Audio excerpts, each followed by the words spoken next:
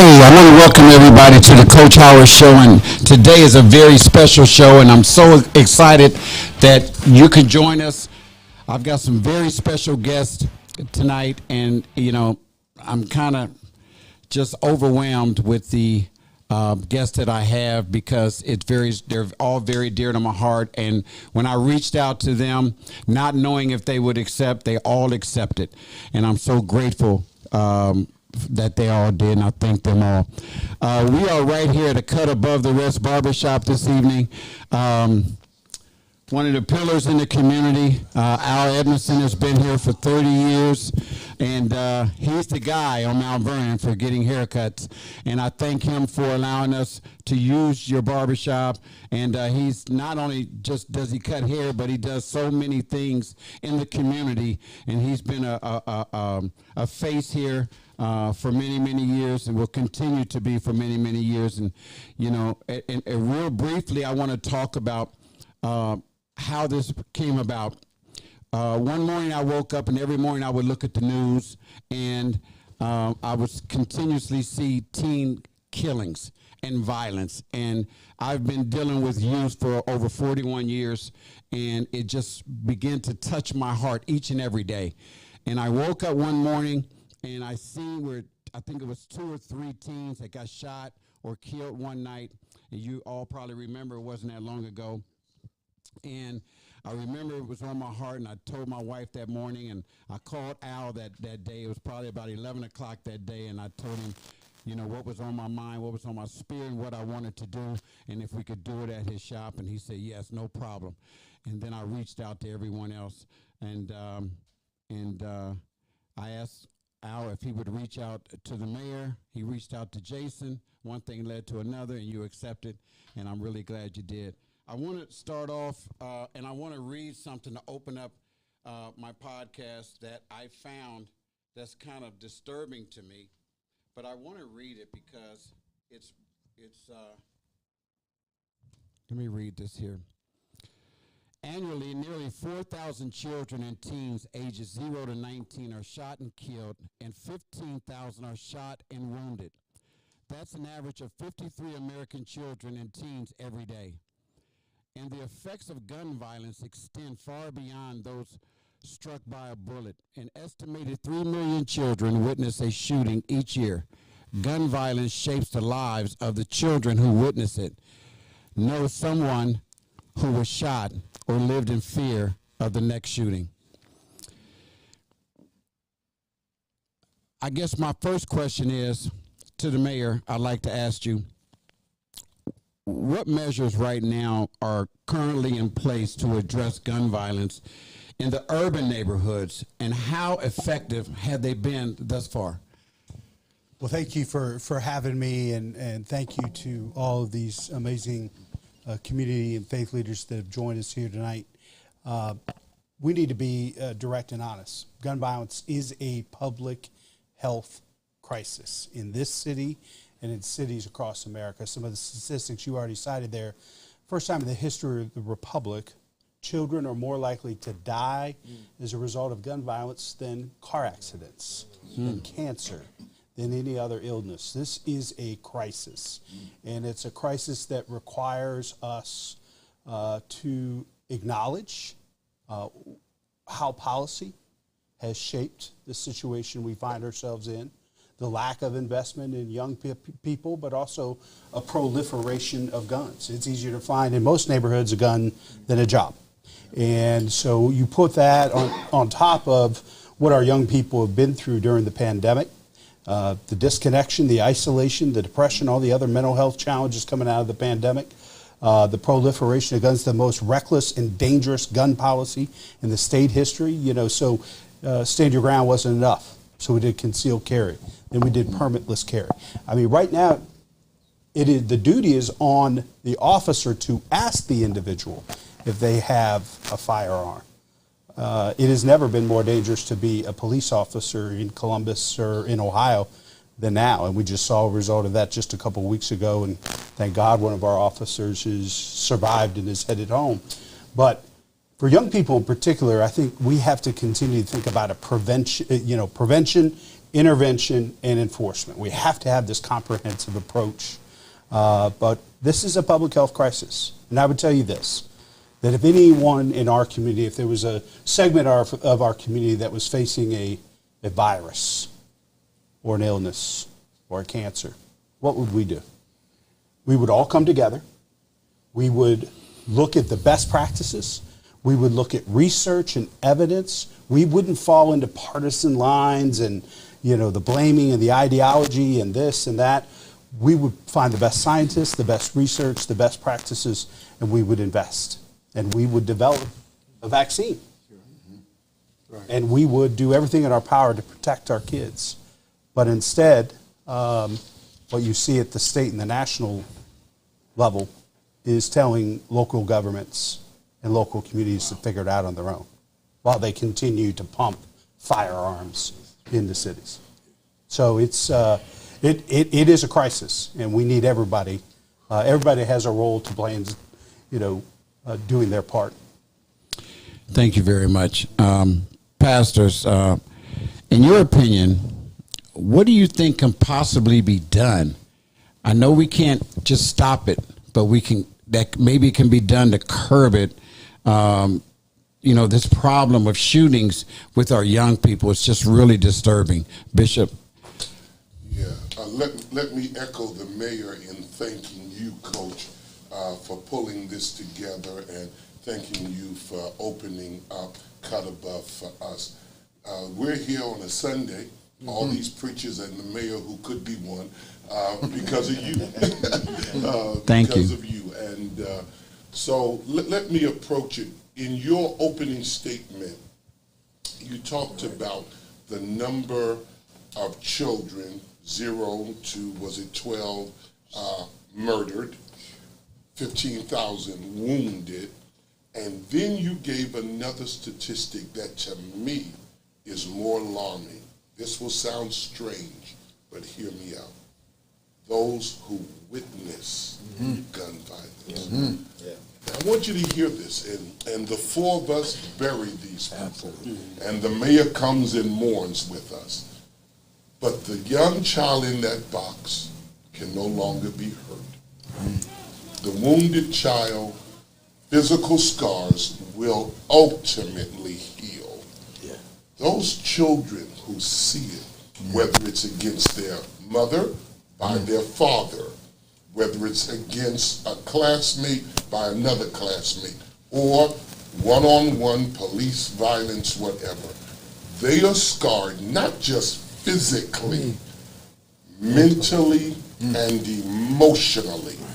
And those scars stay with them, not just in their lives, but if they marry, and they have children, and where they work, and where they live, and their interaction, the cross-pollination that comes from that is alarming. And I think that's where the men in this room, and there are women, our sisters who pastor and preach, our job, I was teasing Pastor Lamar about a situation, and I said, yeah, you're right. Our job is to preach to them and help them get their lives together. And then we're not physicians, we're not psychiatrists. There are times we have to hand them off. We're not morticians. We have to help them while they're living. And that's where I believe the gospel, both in word and in practice, where it becomes shoe leather, that's one thing you do so well. Fred Lamar and family, I tell anybody, what he's doing on that southeast side of Columbus is amazing. He's anchoring it down. It's the gospel in shoe leather. And that's what we have to do. We're going to reach these young people. We're going to have to start not only investing in them, but interacting with them and creating venues and opportunities where we can touch them so they can be transformed. But Coach, that last statistic shook me, because I thought, dog, yes, it's sad, but we'll bury that precious baby. The one wounded, we'll get them healed, send them to triage, have the surgery. That one that during your parade, your walk. Yeah. And we met over to your church. That child is up and still living and moving around, right? But what about the ones who watched and see it? What does that do here? And what does that do here? Callous, cold, indifferent, or fearful all the time. So I think that's where the church has a great opportunity. Pastor Lamar, you speak on that? And thank you for having us on it, but I see the issue is that they see a lot of pain. They see a lot of pain in their home, in their communities, but they don't know how to address it. And the fact that they don't know how to address it, there have to be somebody there that can help them go through those situations, help them with it. Somebody there that they have built a relationship with. And the thing that we like doing is being there. You know, oftentimes, all you have to do is be present. Be present, and if they see you enough, then they're going to open up to you. And they're going to open up to you, and you can help them with scenarios and situations that's going to help them say, okay, now I can process it, and I can think about doing something better than sitting there doing the same thing that we've been doing. So I just think that we have to be present, we have to be visible, we have to be vocal, we have to be personal. To help them understand, listen, I'm here for you. Good or bad, indifferent. We're here for you because we know you can do better than what you are. You know, and you got to, and it's difficult for them because they don't see their lives beyond, 25. You know, because most of their friends, they don't see them going beyond 25. So they don't even think beyond 25. So you got to give them vision. They help them see, so look, okay, no, you can be better than this, you can do better than this. All this history here, I'm thinking about bringing a bunch of them over here so they can look at this history. Because a lot of them don't even know the history. And because they don't know the history, all they know is what they see going on around them. And we got to show them something different. Bishop? This one? Yeah. There's so many. Oh, me. Well, again, I want to just touch back on what they've said thus far. I grew up in this neighborhood. Matter of fact, down the street, 361 North 18th Street. And so I'm familiar with this area quite well. There was a lot of fear among these children. We have our school, and we're having youth day today. Even though we had about 200 kids, youth day, they were there, the parents was there, I was worried. I said, where is our security? Why do I have to be at church and worry about security? Because I remember what happened in Buffalo. I remember what happened in Pittsburgh. Here I am, youth day, they're just having a ball, and I made sure that we had to have officers watching the doors. This is not normal.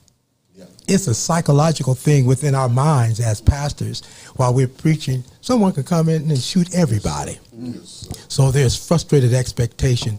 Obviously, there's a lot of fear, particularly with these young boys and girls. They're fearful, they're frustrated, they want fraternity, and so they go to the gangs. Unfortunately, we have a lot of fraternities and frats and all of that, but if they are frustrated because they are a failure in school per se, they're going to find another frat to deal with. And I've taken enough guns away from fellas, I almost said the Qs, the Bloods and the,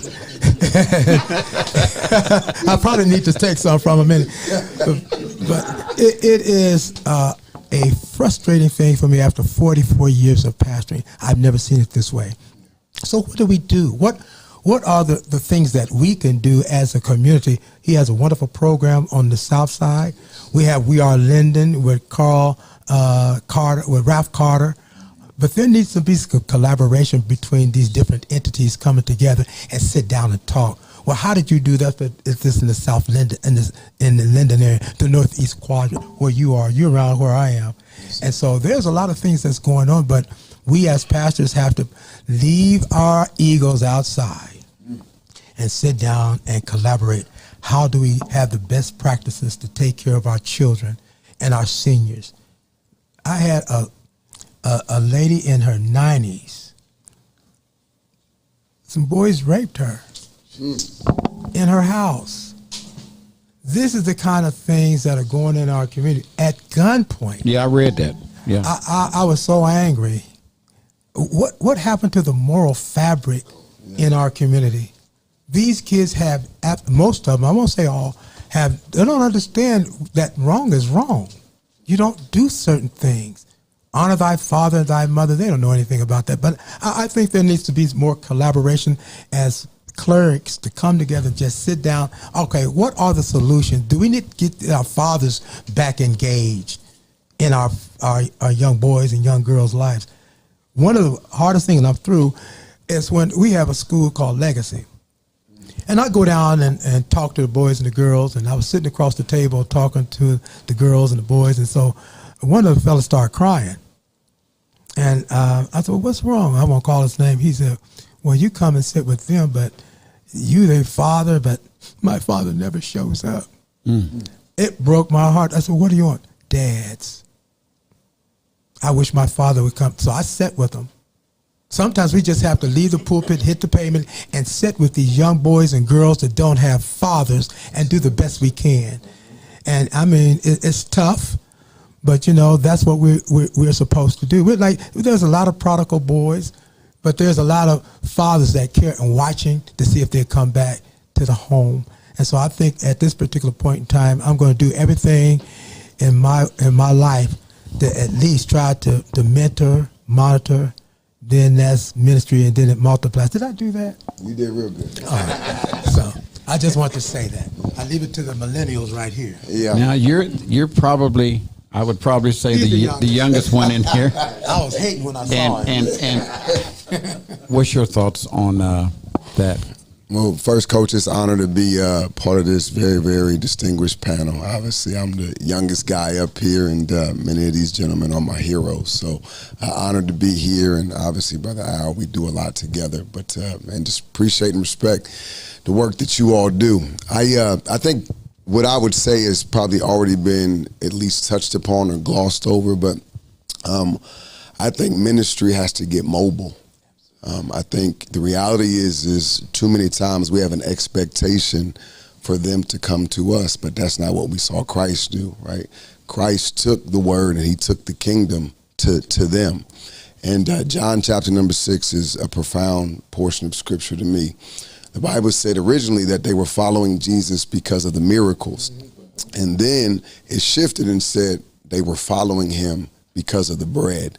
So in other words, Jesus met a practical need that caused them to follow him. And I think Bishop touched on it. There are so many practical needs within our community that really the church, combined with civic leaders and the funding associated with civic powers, community organizations such as this barbershop and what Brother Al does, I think bringing those resources together to actually meet practical needs, to me, that now begins to open up the conversation and begins to add, quite honestly, a level of authenticity and credibility to the church that in some young people's eyes, they struggle with. Like some young people don't view the church as a credible entity for, you know, whatever reason. One bad apple spoiled a bunch, or an inaccurate paradigm or inaccurate experiences that they've heard about.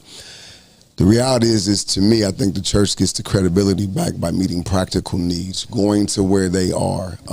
You know, we love the portion of scripture where Judas had to come to the Garden of Gethsemane and kiss Jesus. And people always ask the question, why did he have to kiss Jesus? He had to kiss Jesus to identify which one was Christ. In other words, Christ didn't stand out from the crowd. These young people want to see us amongst them, right? Shepherds are supposed to smell like sheep. And, you know, Christ said we leave the 99 to go get the one. So, you know, as Pastor Lamar does so effectively, causing the pulpit not to necessarily be inside the church, but the pulpit becomes those practical areas where these young people operate on a daily basis, I think is incredibly important for us to begin to fill those voids. You know, one of the things you and I was talking about before we started was trust. Yeah. You know, trust is the biggest thing with young people.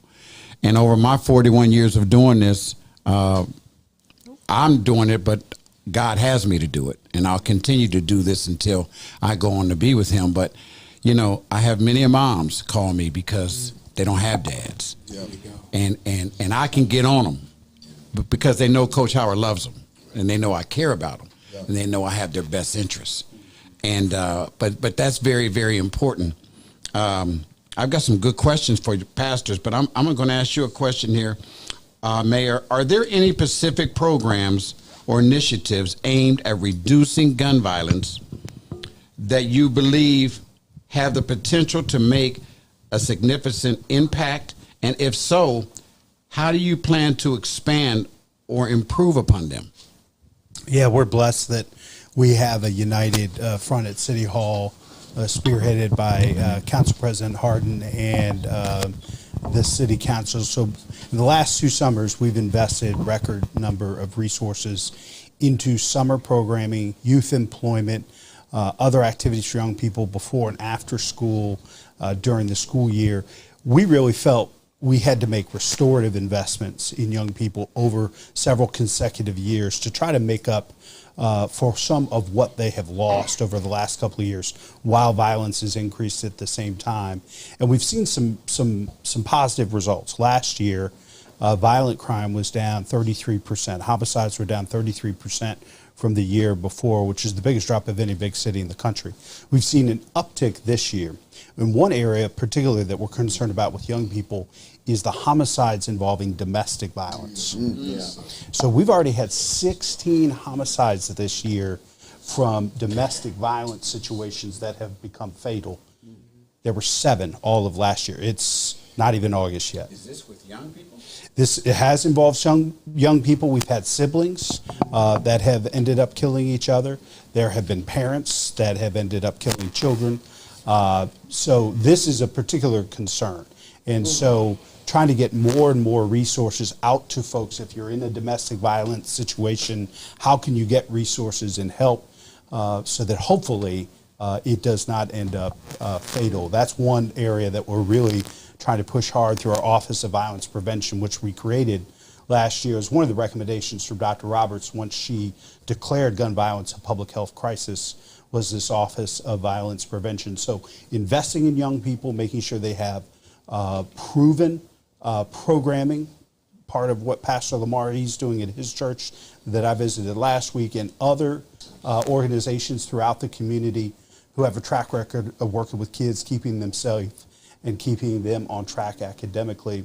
You know, one of the other things we're really pushing is more partnerships. So Dr. Chapman, our superintendent at Columbus City Schools, said, I need the city to step up and help fund after-school programming, particularly for middle school students. And so we're in the process of doing that, and we started a pilot last year. We're going to expand that this year, really trying to get to people at 12, 13, 14, not waiting till they're 15, 16, 17 years old, to expose them to, you know, different opportunities for career pathways and really having them see themselves in the city's future. I think a lot of young people in our community today, you know, if the thought is they're not going to make it to 25, they're not thinking about career exploration. They're not thinking about how they're going to build a future for themselves, and they don't see themselves in the future of this city. And so that's why those investments are so important. There are other things that we're doing. We've taken some great ideas around gang and group violence intervention. We have the Columbus Violence Redemption effort that's being put in place to really go after a very small number of folks that are committing about 50% of the violence. And that's with the leadership of renowned criminologist David Kennedy. And it's, you know, based on Operation Ceasefire in other cities where, you know, it really has you focus on, in our case, it's about 472. Think about this, city of 1 million people. There are about 472 individuals committing 50% of the violence and homicides. So taking a very targeted approach with those folks and showing them 2 paths.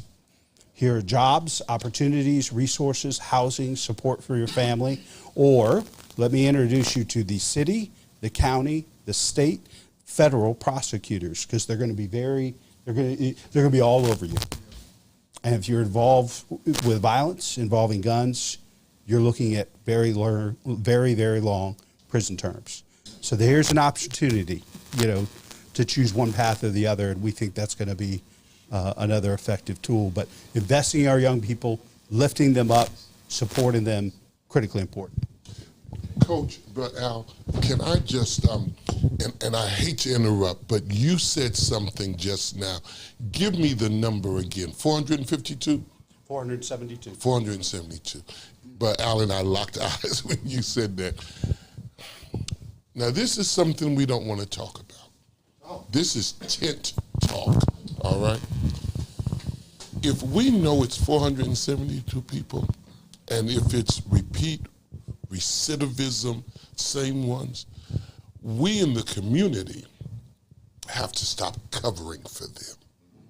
See, this is part of where, whether it's Chicago or Detroit or New York, where I come from, this code of the hood that we don't turn and tell on our own allows stuff to continue and to repeat and to almost become organically ingrained.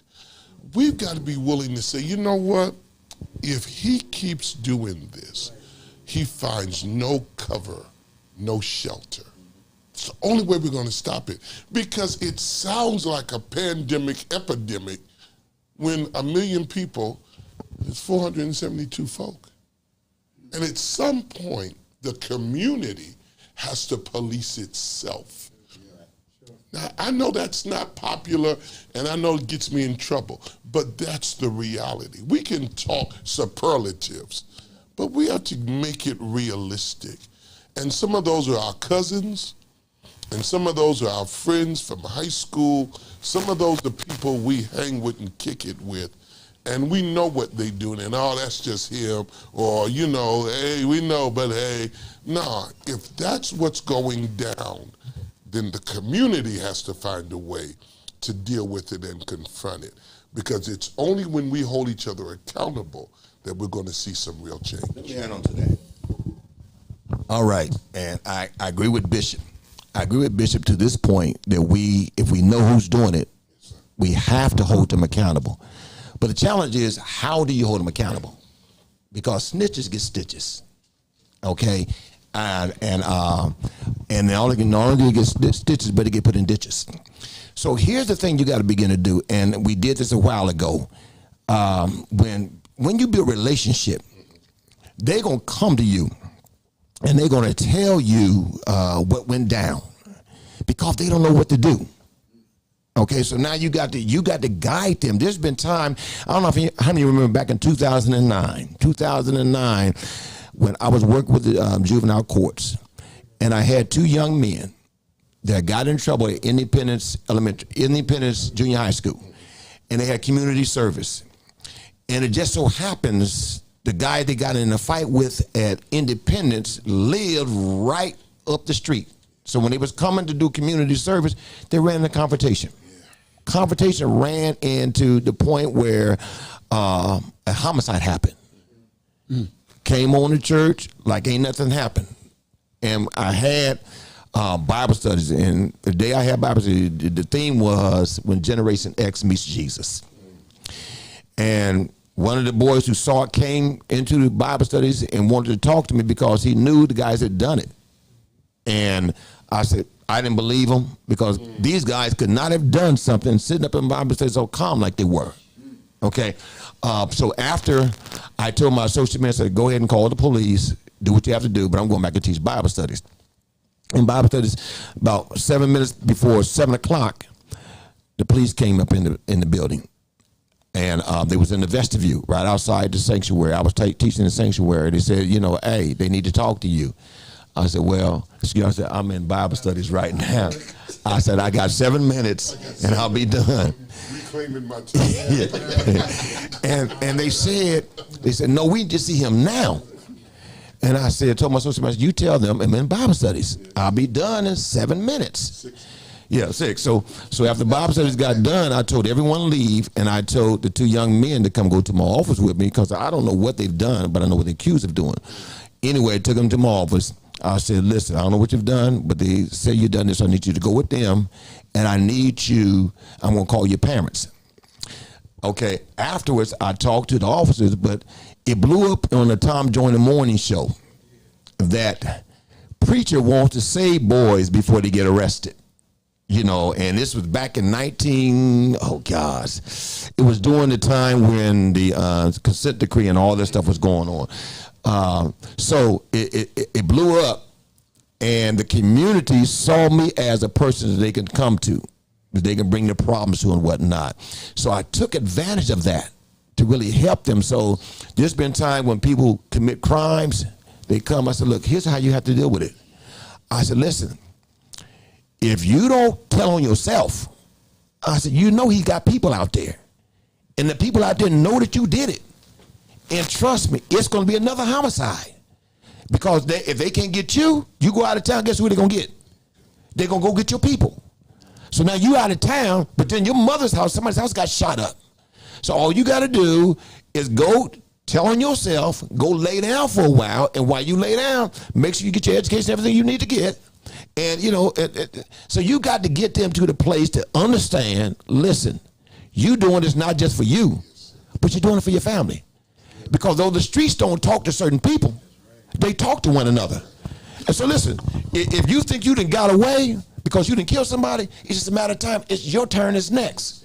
Whether they're going to drive by or how they're going to. So here you got to come in. You got to take responsibility for what you did. And you got to turn yourself in, tell on yourself, and go sit yourself down for a while. You know, and it's situations like that where we got to talk specifically to those individuals who we know have done it. I'm gonna give it to him, but that everything that you guys just talked about leads me to this right here. Do you believe in bringing back what we used to have for the youths in the POW League and getting officers more involved in the community? Because when we were coming up, when you walk down the street or walk around the corner, there's police officers, and you know who they are. They know you. You could talk to them, you know, but there's no trust there no more. What can be done? I'm going to ask each one of you, what can be done to maybe get the POW League back? Because what that did was that got them in the gym. They played basketball. You remember that, don't you, Mayor? Basketball leagues, and they were off the street, just like the Thursday night league, which was very successful, that Tone put together in Whitehall, which was one of the best things that has happened here in the summertime in a long time. And I was up there the other day. We passed out the program I'm with, Phenom United. We passed out 30, 40 pair of shoes. But it was nice every week. Not one time in 6 weeks did they have any violence. Not once. And it was packed. Food trucks, everything. So do you think that would help, having the POW League and putting officers, even though it's kind of tough right now, maybe presence in the community? I mean, I don't necessarily think it has to be the POW League, but the mayor spoke to the investment that the city has made in programming. Right? They've identified community partners and people who may have effectively been doing ministry or engagement, but as Bishop and I were talking, lacked resources to do it on a greater level. So I think the POW League was great. I think it could be great, but I don't think that's necessarily the only option.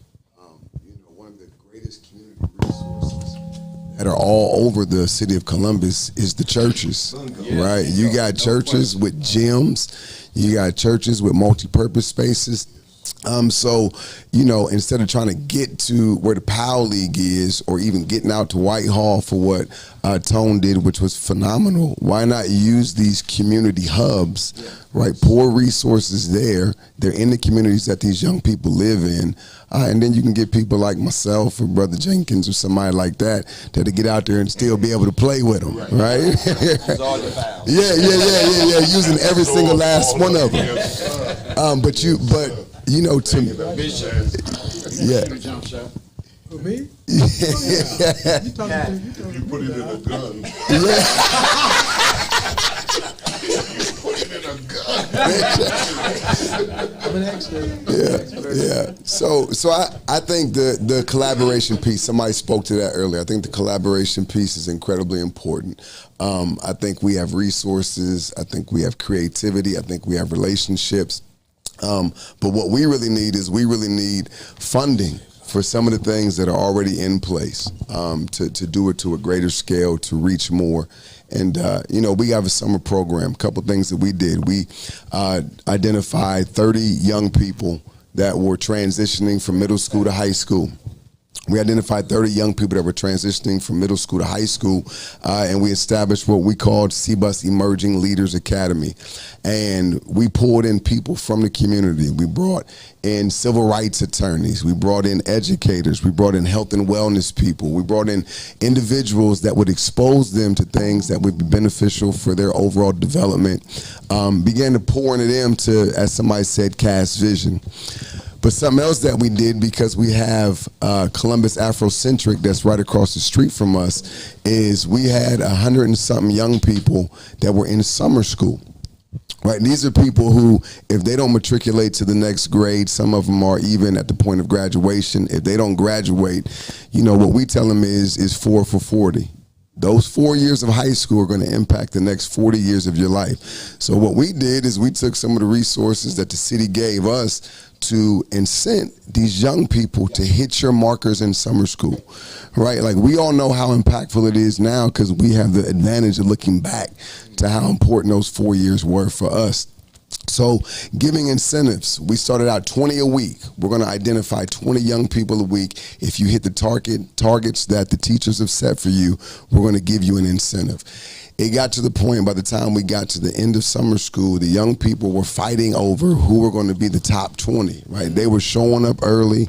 They were staying late. And then just last Thursday, Dr. Chapman came to the church and we celebrated with them and their family. But it goes back to the collaboration piece, not just from the faith community, but from our civic leaders and others to help us with the resources that we may not necessarily have off of tithes and offerings. Mayor, what do you think of that? Maybe bringing officers back in the community, or maybe has it ever been mentioned to you to bring back the Powlee? Well, Coach, I'm so glad you asked the question because we actually are kicking off the Powlee 2.0 next Saturday. And it's going to be spearheaded by Recreational Parks. But the firefighters, you know how the firefighters and police officers are. Is the old sibling rivalry. So we're not going to call it the Police Athletic League because we're not going to get the firefighters to show up to help out as well. So it'll probably be the Public Safety Athletic League or whatever we're going to call it. But that has been relaunched, and our goal there, first of all, we're blessed. Chief Bryant and Chief Happ, I think, are some of the most community-oriented chiefs that we've ever had. And they both believe that we ought to spend a lot of our time as police officers and as firefighters and paramedics out in the community, serving the community, getting to know the community, not just when we're showing up when there are crises and emergencies. And so they are fully behind this effort. And I think, as we've talked about here today, I think there's an incredible opportunity if we can start filling some of our churches in the multi-purpose rooms and the gyms of our churches with police officers and firefighters and other public servants. Not only does it build trust, it also gets our young people thinking about potentially some incredible careers. Yes, sir. As police officers and firefighters and public servants. So we think it's a win-win, and we're all in, and we think it's going to take off.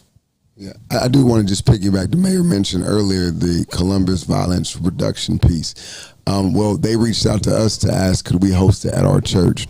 And to be honest with you, you know, Bishop taught me some years ago that every leader has change, right? Well, every decision you make that's a good decision, it adds change to your pocket. Every bad decision you make, you didn't spend something. You spent change out of your pocket.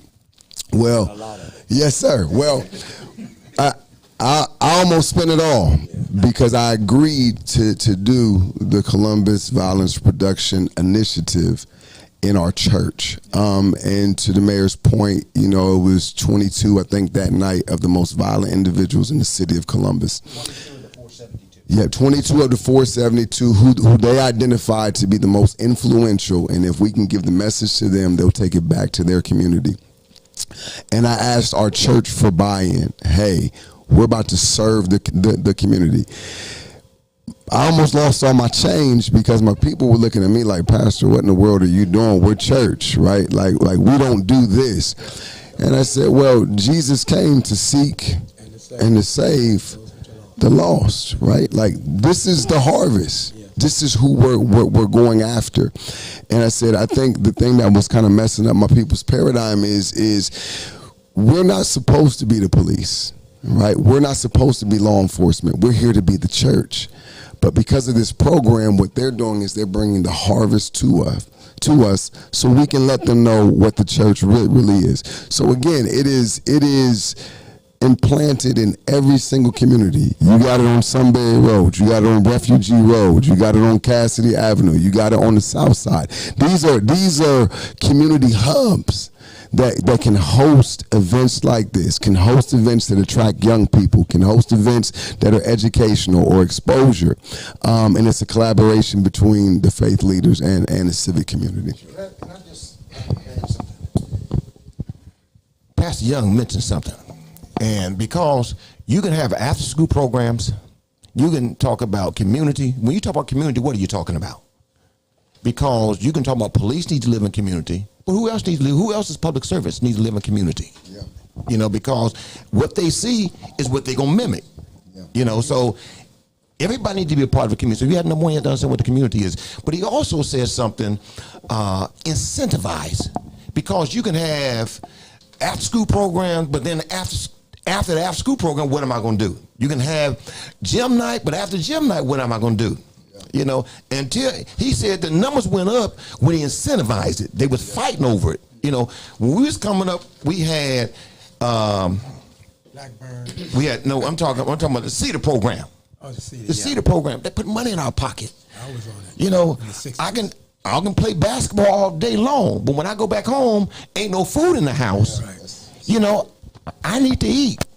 So if I need to eat, I may break in the car on the way home from the basketball game, break in the car from the way home to get some change so that I can get something to eat when I go home. So I think the incentivizing is the key because it puts something in their pocket. I'm talking about not paying them, but put something in their pocket to make them want to do the things that you're going to do. Yeah. Real quick, before Mayor Ginther got to go. What steps are being taken to improve? I know Chief is not here, but what steps are being taken to improve law enforcement effort in targeting illegal firearms and preventing the circulation of guns in our city? Well, I'm really proud of our officers and the community. We've talked a little bit about trust. I'll tell you, one of the reasons we were able to reduce homicides by such a large number in 2022 was because we had a record number of tips come in from the community. Record number of tips. And our officers are doing more proactive enforcement and community policing. So last year, they were able to take over 3,300 guns off the street. Think about that. And this year, it's over 2,000, and it's not even August yet. So that proliferation of guns that we were talking about, our officers are able to get those guns off the street. I will also say that we're really fortunate that we finally have a permanent director at the federal level at ATF, Alcohol, Tobacco, and Firearms, Steve Dettelbach.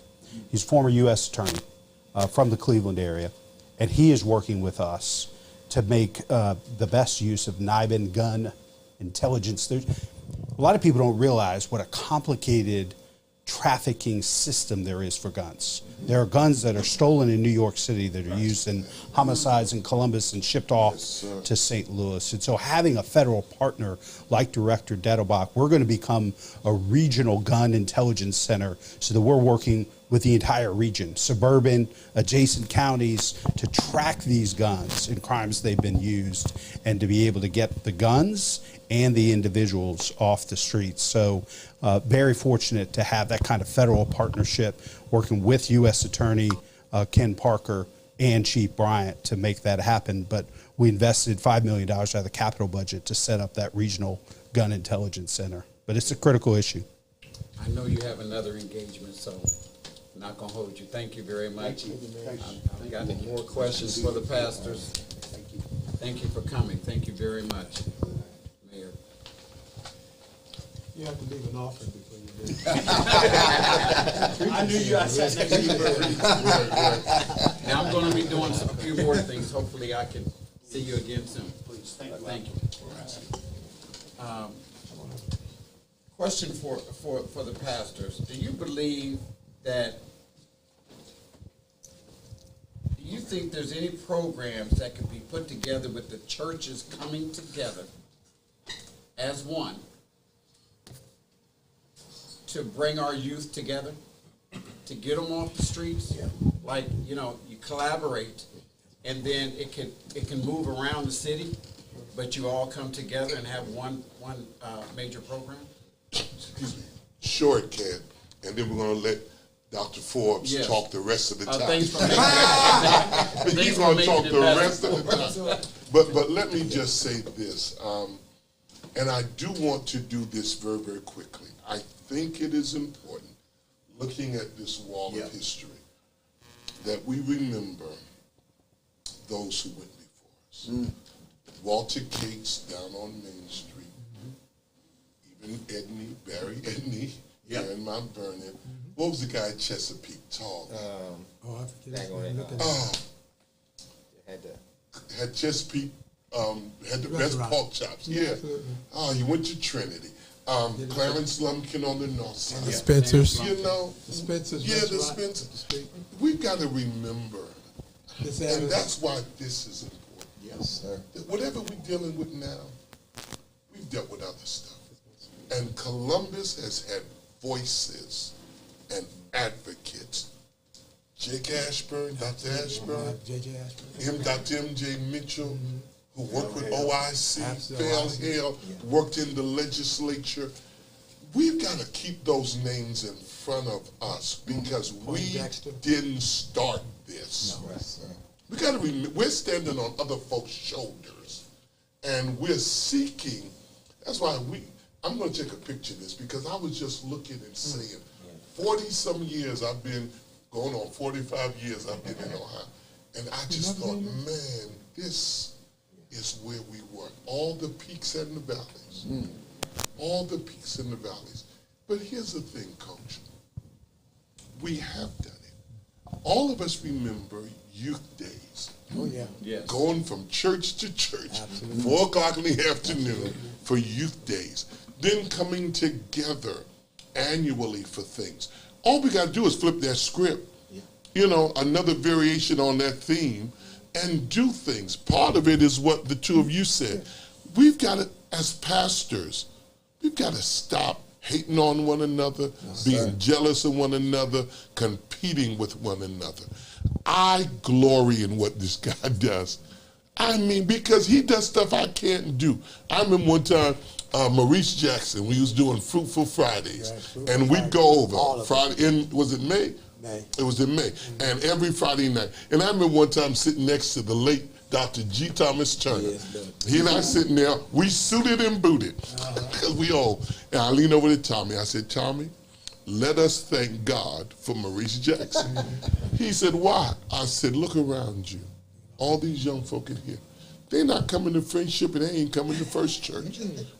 They're coming here because Maurice ministers to them. They would not be comfortable in First Church. God knows they wouldn't be comfortable in Friendship. They wouldn't be comfortable. We've got to learn how to support every ministry in this city. Exactly. And validate it, because there are people reaching people I would never reach. First Church isn't for everybody. I'm not for everybody. So my God, if they like you, they trust you, then I've got to say, y'all go see Pastor Lamar. I've got to send folk to Sunbury. I got to send folk to Cleveland. I got to send folk down on James, is that? Allegheny. Off of James. Down there, Allegheny, off James. I've got to be willing to do that.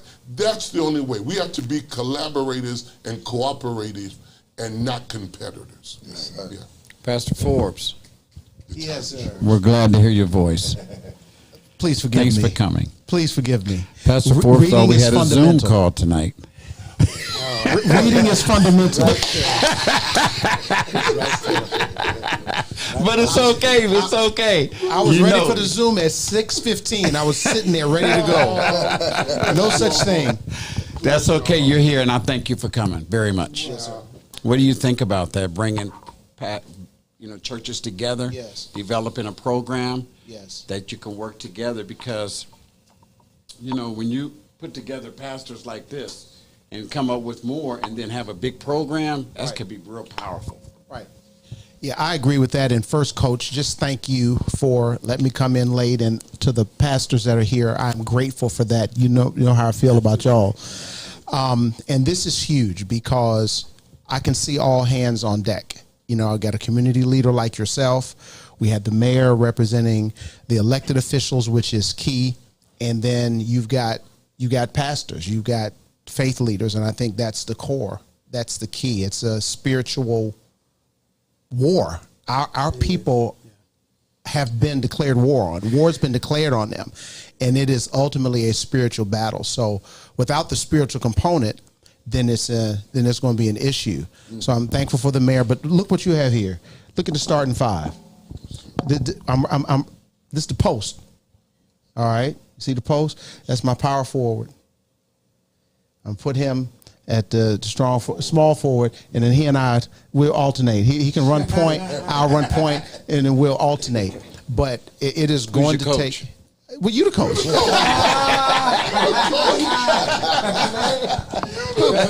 who you thought? Who you thought? So yes, I believe that all hands on deck is what is called for right now, and if we can partner with one another, I think we should. I believe there are also very, very strong organizations. I think about Lawrence Funderburk and the Lawrence Funderburk Youth Organization. I think about someone like Roy Hall with Driven. So there are organizations that are also doing elements of this that we can partner with and come together and then support one another. What Bishop Clark, Uncle Bishop said is so true. If Pastor Young is doing something, I've got to be man enough to say, hey, look, let me go over there and help. Let me get over there and help. And do I need to bring some volunteers and not be afraid that he's going to steal my members when they're not my members to be stolen? They belong to Jesus. So then there's no pressure. I can help anybody do anything. I think. Yes, sir. Did I stop the violence and we needed places for other people to park?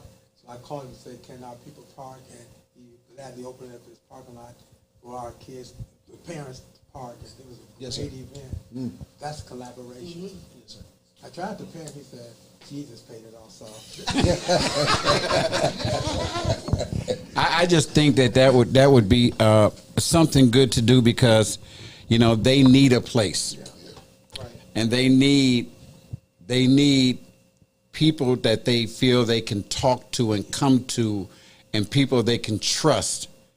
Because without that, as we spoke before, you're not going to get them. It's easy to go say, well, why don't you come to church? But they're not just going to come to church. But if there's a program going on or they're doing things with your church and they're seeing you and they're seeing other, you know, people of your church and you're talking to them, and then they feel that, okay, well, he has my best interest. I'm sure that's what goes on with you, because that's why you deal with the young people and yourself. Then you'll have a flock of young people coming to the church. You know what I mean? So you may not have them, but we can get them there. You know, and I this is just the beginning. This meeting here, this podcast is just the beginning. I'm going to be doing many, many more. And I really, really don't want to stop here. I really want to keep going and really put something together, you know, because it's really dear and true to my heart, because this is what I'm all about. And I'm going Coach, what happened to coming home? You used to have that whole celebration. Everybody come home on Mount Vernon Avenue. Whatever happened to that? I can speak on that. Yeah. What they do now is called, it's on the Ave, and they do it Father's Day weekend pretty much on Saturday, and they cut half the street off at 17th and go around to the King Arts Complex. Okay. And so that's what they started, and they're building on it. Maybe it'll come all the way down to 20th like it used to be, but right now we just focus on half the street. There's thousands and thousands of people that come out during that time. Still. Yeah, still. Yep. It's called On the Ave. Yep, on the Ave. Yep. And so they just changed it. Younger folks involved, Urban League, King Arts Complex, Maroon Arts groups, and they do a lot of art. And if you go down there, you'll see some of the stuff they left, the pictures they left that people painted on the walls murals, and stuff. Yeah, the murals and stuff. So, I mean, it's here, but you ain't going to have it like it used to be. When is it? It's always the Father's Day weekend. Father's Day weekend. I remember that. Well, no, June. I think it's Juneteenth or Father's Day weekend. Both of them are the same. Yeah, so they're around the same time. So I'll make sure you get some information. Sure. Appreciate it. All right. Can I ask a question? Yes. Now I don't got a script in front of me, but my question is, because we always talk about what the church is not doing, you know, and people who talk about what the church is not doing, chances are they don't go to church. That's right. So my question is, why do we have a generation unchurched? Ah. That's the first question. But then I want to applaud the mayor. He's not here. I want to applaud him because me and Pastor Young, we was down there when they handed out. They had the whole list of people who they are supporting. People always talking what the city ain't doing, what the city ain't doing. I seen all kind of faith leaders down there in that room on Front Street. You know, so the collaboration is there. The story is just not told. You know, but everyone's there. You know, like, and I applaud what Young doing, what I'm doing. Back in the day, there was something called the God Squad. Anybody remember that? Oh, yeah. Yeah. Oh, man. They had the God Squad. We going back. And when OSU had to come in home, Yes, sir. so they wouldn't be getting in confrontation with police, because everybody who came to come home at OSU was from all over the nation. We said, let's get the clergy there. Yes, sir. Y'all ain't got to lock them up. Let's get the clergy there, and the clergy come there and stop all the confusion. So they called it the God Squad, but then Pastor Wheeler passed away, and he was the one that originated it, so I don't know what happened to it after that. But the fact is, there's things that the churches are already doing. We collaborate, and everybody good. keep talking about it like we ain't doing it. Yeah. But they talk about it because most people talk about it don't go to church. Right. Yeah. You know, so my question is, why do we have a generation unchurched? And I know this on the podcast, the reason why I want to feed that, because those who are watching, why don't y'all go to church? That's my question. Yes, sir. Now but can you answer that? No, I want you to answer. Well, I can't answer. I mean, Why do you think? Why do you think? that we have kids that don't go to church? Well, it could start with the parents, The family. because the parents don't go to church. But it doesn't mean that they don't have to go to church, because they can still be reached. And you reach a lot of kids that probably parents don't go to church. I'm sure all of you do. So it don't mean that the parents have to go to church. It's about the kids and the teenagers being reached. They have to be reached some kind of way. And you guys are better. You guys are more, what you do, and especially what you do, what I do is different, because I do it in a sports arena. But when I talk to them, like last week, I went and a basketball player here in the city. I had talked to his mom, and she wanted me to build a relationship with him, and I have. I went and took him to lunch, and I didn't talk about basketball. I talked about his life. Right. You know, not getting mixed up with the wrong people, staying away from this, because your life, you have a lot going on with yourself. Don't get caught up. That's what I was felt to talk to him about. And so they can still be led. And the reason why I ask, No, make your the reason why I ask, because most of them are unchurched because their parents was working 2 or 3 jobs, working on Sunday and whatnot, and they really didn't have the time. They really didn't have the time to bring them to church. So yeah, we have to pick up the ball and have to go pick them up and everything. We have to step in and help the parents and whatnot, you know. But many of the challenge comes in because they wasn't brought up in church. They don't understand the spirituality of the church and everything. And we've got to pick that ball up. We got to instill that in them. And that's something that I want to share on that. Yeah. I came in late again, and it's difficult and I'm from Brooklyn, New York, so I know what it's like to be on the platform of the subway, and it's just going by so fast. It's hard to get on that train if it doesn't stop. So I feel like y'all are rolling, and I'm just trying to catch up. But I always hold to the fact that fatherlessness is what leads to godlessness, and godlessness leads to lawlessness. And so it's a spiritual gap, and it's a father gap. And that African proverb says that when a village does not embrace the child will burn it down so it can feel its warmth. And when fathers turn their backs on children, then the little girls, they turn their backs and tweet. When fathers turn their backs, the boys turn their backside out and sag. And so whatever we do, that fatherness has to replace fatherlessness, because what people are missing is that father. And I may have missed that. Y'all may have covered that, but yeah, I wanted to drop that in, because without fathers, people are angry. That's where the anger is coming from. Scripture says in Colossians and in Ephesians, fathers, do not provoke your children to wrath. What's causing the wrath? It's the fact that I created you and I won't acknowledge you. I won't love you. I won't cover you. I won't protect you. I won't feed you. That's where a lot of the anger is coming from. And so you did it by taking the young man to lunch. So you're being a surrogate father. That's important. Yeah. And let me just say this, I know we got to go. But everything Pastor Lamar said, everything that Bishop Forbes said is absolutely true. But we also have to add this caveat, and it's why voting matters. Because as long as there is within our systems systemic structured processes to get men out of homes, that's part of it. So if my absence gets more money for the mother of my child, whether she's my wife or not, then so then black people get labeled all these names, but it's because the system is structured against us. And we've got to deal with that. We've got to start helping black men understand. You know what? Maybe you don't make the big bucks, but your presence is more than the money. That's what we have to convince, because a lot of them feel, you know what, if I'm gone, she gets more in the check. And then, you know, they sneak around, and if they get caught in there, it's over. You know that message this morning? Yes, sir. If we'd have had 30 young people in there, Yes, they'd sir. all came up. They'd all come because the young people we had in there came up. They started coming up, buddy. And that was meant for them. Yes, It sir. was just, it tore me up. But before we leave, is there, each one of you have anything going on that you want people to know about right now? Yeah, so this Saturday we have our community block party. It's from 12 to 5. It's really just us loving on the community in a positive way. We'll have police representation. We'll have dance teams. We'll have bands there, live music. We'll have roughly 40 vendors. And it's just our opportunity really just to love on the community. And where's it going to be? It's going to be at City of Grace, 3350 Allegheny Avenue. And then we actually have our graduation that's going to be taking place simultaneously from our CBUS Emerging Leaders Academy. So we're excited about that. Bishop?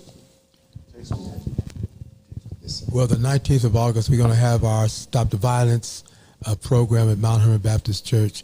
And we've got vendors coming and a basketball tournament. All that's going on that day, the 19th of August. Okay. Bishop? I do not know the date. It is in August. Our youth pastor is collaborating with New Birth, and Pastor Yavish, you heard me announce it today. It's Saturday, Bishop. It's this Saturday? Yes. It's this Saturday.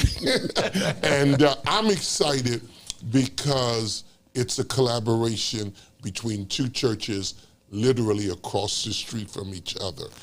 And I'm excited because it's going to show the community two large churches can get along and we can support and celebrate one another. Other thing that we're doing all the time, and you know about this, is our skilled trades program, where we're working with young African-American men and women to get them skilled trades so that they are certified and we change the trajectory of their lives, both professionally and financially. This summer, we've had about 30 young guys in their high school age who we're helping develop skills. Fundy's been working with us. He's a member of our church, so he's been doing stuff with them. So I'm excited about all the stuff we've been doing this summer, and then Saturday it's going to come together. What two churches? With both churches. What two churches are those? New Birth and First Church. There you go. Pastor? Good. Columbus Christian Center, we've got August 19th is our Back to School Blast, which is one of the longest running back to school events in Central Ohio. I know. And so that always is a big deal for us. We're excited about that. Also on September the 6th, Crown Preparatory Academy grades K through 3 open up. And we're enrolling now. So anyone out there that needs a spot to get their K through 3rd graders in, we can get them enrolled. And I'm excited about it. And finally, two churches, large churches, across the street from one another, Mount Hermon Missionary Baptist Church and Columbus Christian Center Church. We're doing something big. I don't know what it is yet, but we're going to do it. All right? Hey, Pastor, what phone number should they call if they're interested in enrolling their kids in yours? At Crown Preparatory Academy, 614-416-9673. Okay. Thank you so much. All right. This coming Sunday, which will be the first Sunday, we have our annual First Sunday March. This will be the 168th First Sunday March. And our theme for this coming Sunday is a chosen generation avoids condemnation. You know, we just put that into the hearts of the people. And after following that, Eastern Union District Association will be opening up their, I don't know what session it is, but the it's the District Association will be opening up, and it'll be at Second Baptist Church, and we'll be there. And then we'll be going to Cleveland to our state convention, and we'll be taking our young people up there to host the young people in Cleveland. Al, you got anything going on? Yeah, this Tuesday coming up, we got National Night Out all throughout the city this Tuesday. We'll be at 1240 Mount Vernon and Champion, serving families over in the Pondexter Village. And then also we have Columbus Back to School rally is coming up in next 2 weeks to get kids ready for school at Fort Hayes. It starts from 10 a.m. to 2 p.m. You got to register, and we're going to have a lot of people who have resources to provide for families that, you know, during the whole event. So, you know, I got a mentoring program, and all these different programs are coming together so people don't have excuses of why they can't get help. There's none. There's none. There's none. So I'm looking forward to that, and I just want to keep on working. Pastor Young, Bishop Washington. Yes, sir. Would you remind them that I still hold the long jump and the high jump record by East High School? Come on, man. Come on. Bishop Washington still holds. After all this time. Bishop Clark, Yes, sir. Pastor Forbes, Pastor Lamar, thank you all very, very much. And I may call on you again because it can't stop here. No. We have to keep going because people are watching and people will tell other people. And then we'll get more viewers and more viewers, and we want to hit them so they can listen to you.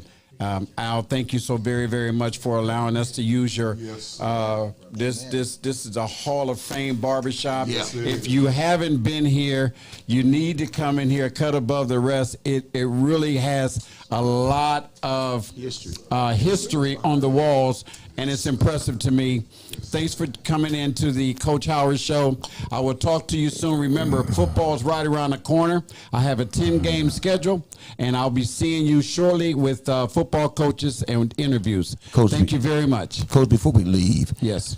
Pastor Choi should have been here, but he had an emergency. Yes. So we want to lift him up in prayer, you know, because he did have an emergency. That's why he's not here. Okay, thank you very much. And I'll talk to you soon. Thank you very much. And remember to tell someone that you love them, because those 3 words can make their day and their evening. God bless you, and I love you. Bye-bye. Thank you.